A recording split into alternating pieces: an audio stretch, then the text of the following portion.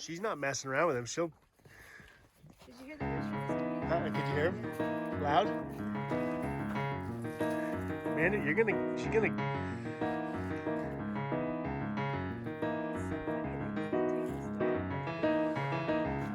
Look at him.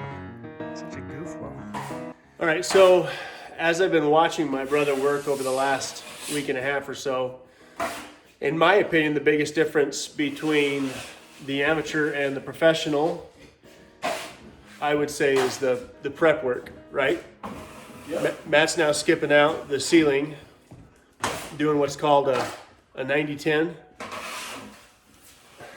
Can I help you? You know what the difference between What's the difference? Amateur to professional? What? One cleans up after themselves. Oh, yeah? All right, I'll edit that part out. That is a big difference, actually. That's hilarious. Okay, what I have watched my brother do over the last week and a half or so is how much time he spent prepping nail holes and the seams before he even got to skipping out. The other thing, I guess I would say, is by doing the kind of the prep work that he did, there's been no sanding. How much sanding do you anticipate doing? I'm not going to do any. You want to, you can. Okay, so I hit it with a sponge if there's a spot. There might be a few little ridges here and there, but it should be pretty flat. Okay. So I'm doing my best to get it real flat. Otherwise, you'll have a house full of dust. Right, so where the upstairs, I put, how many boxes of mud have you used? 7 or 8, maybe? I think I used 20 boxes of mud upstairs. And sanded, I've got to think I sanded 7 or 8 off, probably. at least, if not more. Yeah. So anyway, I just have kind of been watching him work and trying to think if I could even do it this way. And I don't think I have the skills to do it this way. So, basically what I did as the amateur is I just put it on and sanded it off until I thought it was flat enough. And it just took so much more work than the way he's doing it, which it still has taken him a ton of work. Although the upstairs does look good, though. Yeah, that's... So he got a good result, even though it took a lot more work. Yeah, what's taken Matt, a week and a half, I think probably would have taken me a month, and I probably still wouldn't have been happy with it completely. So I love the way it's turning out. This again is what he's calling a 90-10, which is more consistent than what I had upstairs. So it's I guess it's more predictable, and it most definitely looks professional. So that's the difference between what I did and what he did. And maybe the average person isn't going to pay attention to it. Maybe the average person isn't going to notice. But to me, this is the room that's going to be seen more than any other room in the house as we have guests and company. And I was really concerned about, because we have the floor joists, because it's real wood, they're not TJIs, it's just not flat. Even though I worked my best to do a crown up with the 2x12s, it's not flat. There's a reason why nobody uses 2x12s for floor joists. The TJIs are perfectly straight, and he's had to fix some of my stuff for that reason. He probably spent a good couple days fixing a lot of that stuff. So anyway, we're pretty excited to have this done, and I'm sure Matt's excited to be. Almost as excited as I am. The second Matt drives away and headed back to Arizona, he'll be excited. So anyway, we can't thank him enough for taking time to come up here and do this. And again, the result is exactly what I knew it would be, and it's more than a professional job. He's a perfectionist and has enough skills to do the job and do it right. So.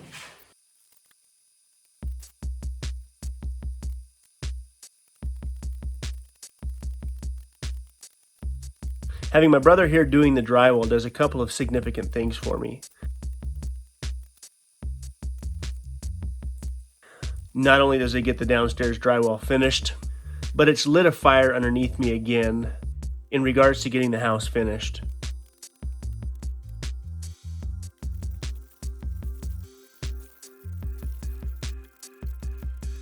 There have most definitely been times when building the house when my energy is tapered off, and oftentimes it's hard to see the finish line.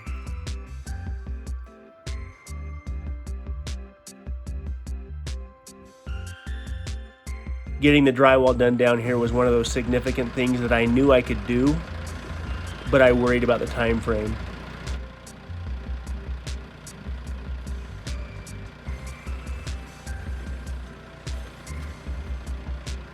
While truthfully, I would rather be building my shop and be framing, working outside.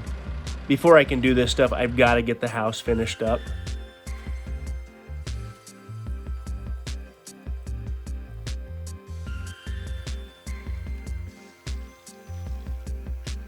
I've got to give my wife and kids a comfortable place to live.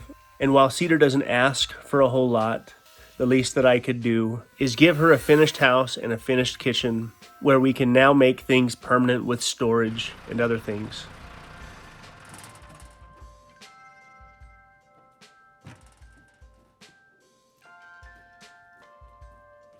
In the meantime, I've been trying to get the generator problem resolved.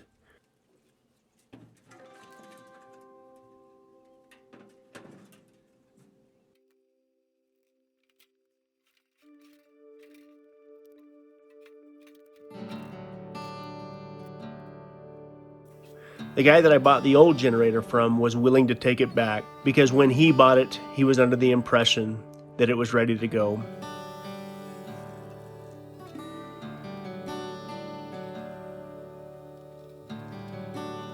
When I explained to him that it was missing parts, and had I known that I wouldn't have purchased it, he was willing to give me my money back.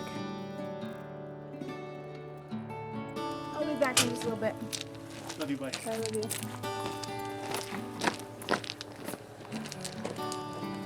I ordered a Kohler 8 kilowatt standby generator about 10 days ago, and it showed up.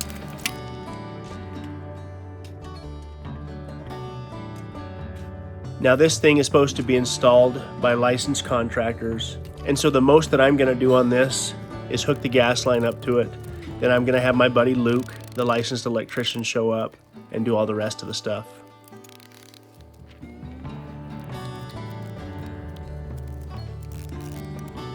This is going to put both mine and Cedar's minds at ease, knowing that we will have a dependable generator that will turn on by itself when the inverter tells it to is naturally going to create peace of mind.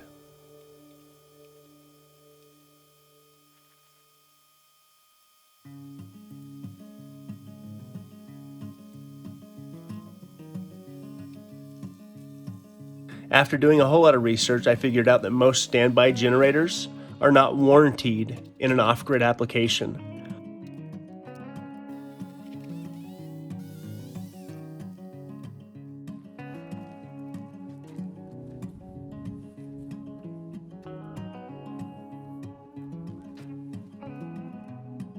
There were definitely less expensive generators, and there were even more expensive generators. But Kohler is one of those names that's been around forever, and they have a tendency to make pretty high quality stuff.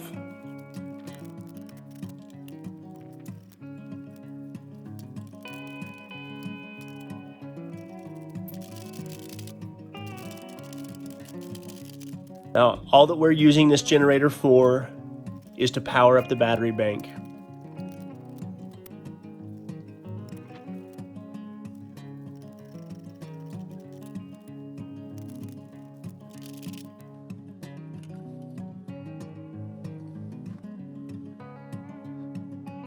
When the battery bank hits 55%, the inverter kicks the generator on. The generator then charges the battery bank back up to 95%, then shuts off.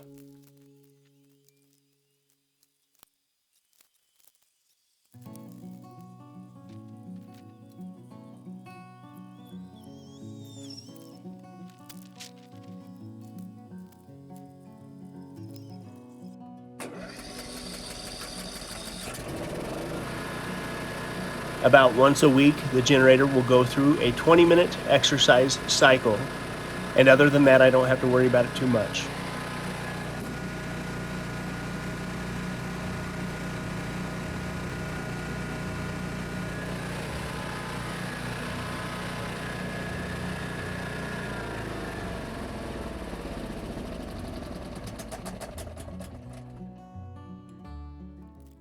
He successfully moved the chicken coop. It was a little hairy there for a minute getting it over there, but he finally got it moved. And we had a friend that was he's not been able to get around very well, so he needed to get rid of his chickens, and so I gladly took them off his hands for him. We've been getting a couple eggs. We've kept them inside, locked inside for They've been in solitary for the last 4 4 days. days, yeah. So And we couldn't take it anymore, so we let them out. And they're wandering around right here by us. Bandit's losing his marbles because he can't chase them. They don't want to play. He just wants to play. That's why him and Reed get along so well. They both just run around. Yeah. I was so bummed about our last chickens that the mink got to them. We lost 18 in just a couple of months' time, which we knew that was going to kind of happen out here. We weren't really sure how that was going to go since we didn't live up here, but hopefully now that we're here, and I think the goat should be a little bit of a protected. More than anything, having it centralized right here in the middle of the yard. By the time a mink's just not going to run it. Part of the issue was where the chicken coop was located.